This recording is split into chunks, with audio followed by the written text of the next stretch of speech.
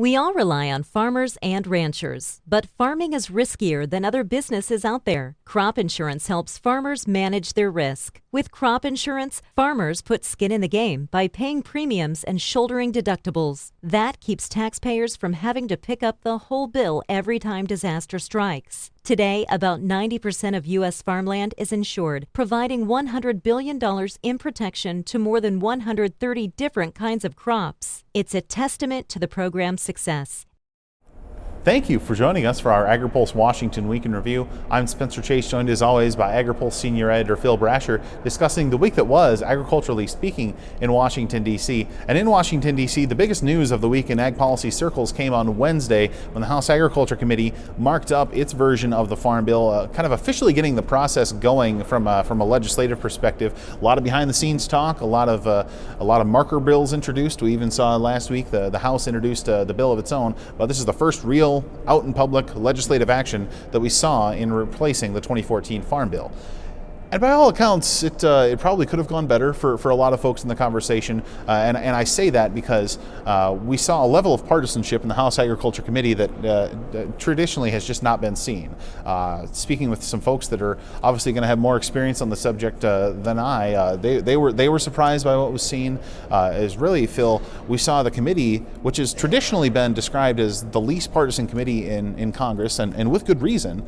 But we saw that committee really just kind of get into a level of partisan infighting that is familiar in Congress, but certainly not familiar with the House Ag Committee.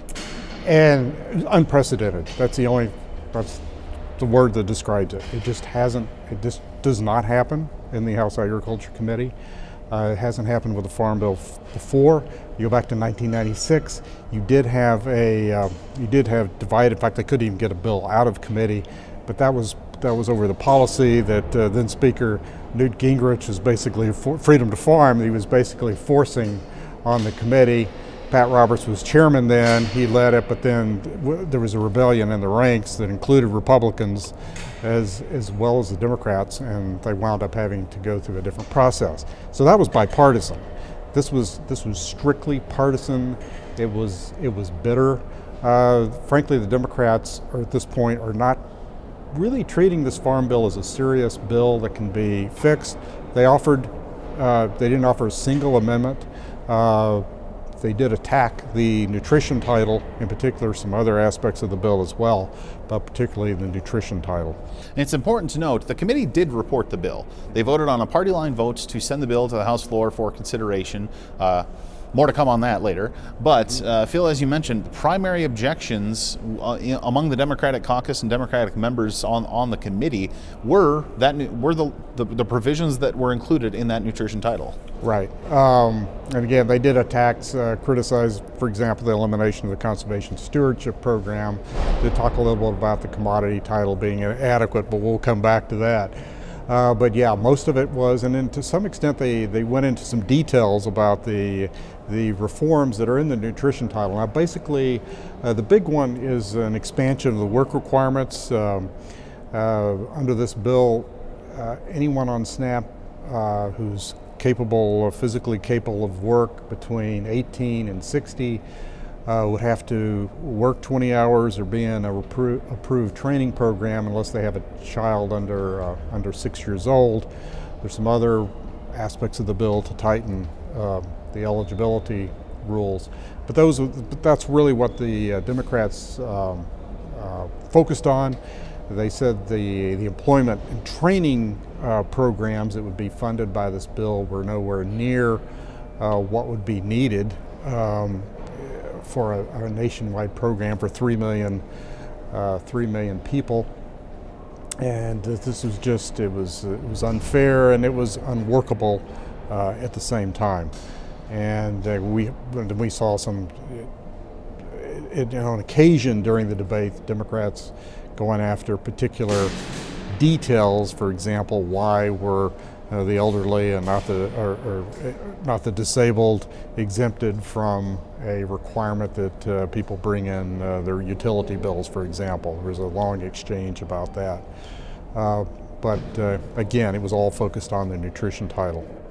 So we weren't by any means running a stopwatch in terms of how long things worked, but some opening and preliminary statements. I believe all but 2 Democrats made one. That took about an hour and a half, hour and 45 minutes of the committee process.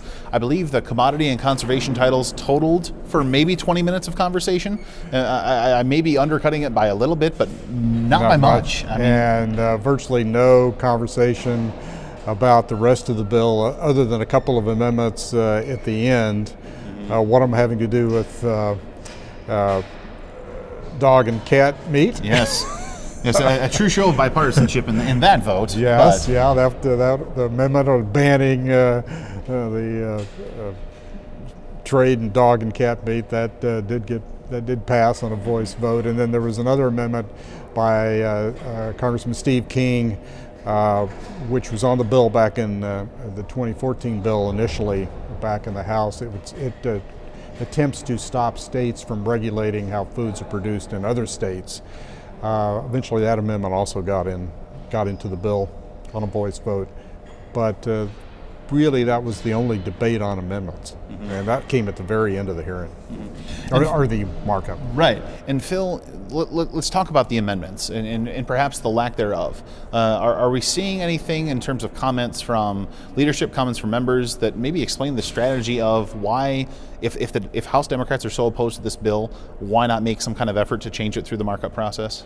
Well, what they are saying, and actually on Thursday, House Minority Leader, she would like to be. She would prefer to be the Majority Leader. Like to be the Speaker next year. Nancy Pelosi, House Minority Leader, in her weekly news conference, she went after the Farm Bill, and she was asked at one point about possible amendments when this reaches the floor to fix the bill, and she made the comment that it was unamendable. In other words, you can't fix this bill, and that's very much seems to be the Democratic strategy now, to treat this bill as so bad, so ideologically driven, that it is the Republicans are just moving it for show, and why should we treat it as serious and offer amendments? We'll see how if that's in fact the strategy that plays out on the House floor. But that is in fact exactly what they did in the House Agriculture Committee. But on the Republican side of the aisle, we had House Speaker Paul Ryan making some comments today that this farm bill is really the key points, the final installment, I think was his verbiage of the policy agenda that he's been pushing throughout his speakership. Yeah, the Better Way agenda, the main part of that, and which they already have into law, were the tax cuts. They call it a Better Way agenda, and he said this was the final. He described the farm bill as the final installment of that.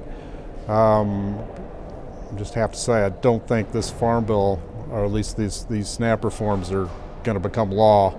But anyway, he does see this as, and he is making the case. He met with a number of conservative groups this week to make the case to them to get behind this bill. He very much is pitching this as welfare reform and the Republican, in a way to implement the Republican ideas of getting people who are on welfare into work. So really the news out of this week is that the House Agriculture Committee did its part at this point. It reported a bill to the House floor, still waiting on action from the Senate, still waiting on full floor consideration from the House. Phil, are we getting any kind of signal that could fill in some blank spaces on some of those timelines at this point? Not really. Chairman Conaway wants to bring the bill up in May. Can't do it next week. The week after that, the House is not in session. They have some other priorities. But the biggest challenge, and he's fairly frank about this, is he's got to find enough votes to pass it on the floor. And it doesn't look like the Democrats are going to give him any. So he's going to have to pass this with only Republican votes. That means he's going to have to get Republicans who may be vulnerable in the November elections, who may be uncomfortable with the nutrition reforms. He's got to get some of them to vote for the bill. and he's got to get potentially some of those very conservative members who may like the nutrition reforms, but don't think there's any reform to farm programs, crop insurance, and so forth. He's got to get them on board as well. So he's got a pretty difficult task and a few weeks to do it. They really, unless they get this done in May, I mean, it's going to be difficult to get a farm bill enacted this year anyway. But time is quickly running out, and they would say themselves they need to get something moved by and off the House floor by Memorial Day. Mm-hmm. So as the House Agriculture Committee and its chairman Mike Conaway moves to the vote counting process, we will be sure to follow that and follow any developments that happen on the Senate side of Capitol Hill in order to keep you informed. If you're looking for a title by title breakdown of what's in the bill, I'd encourage you to look at Phil's piece that ran in this week's Agri-Pulse newsletter for a very comprehensive look at what is and what is not in the legislation. And all 11 titles. All 11 titles. This format really doesn't lend itself to such a thorough breakdown, but we have that available for you at agripulse.com. But we'll be sure to follow Farm Bill and other agricultural news developments here on Capitol Hill and across the country. But I think that's going to do it for this week. So for Phil Brasher, I'm Spencer Chase. Have a good one.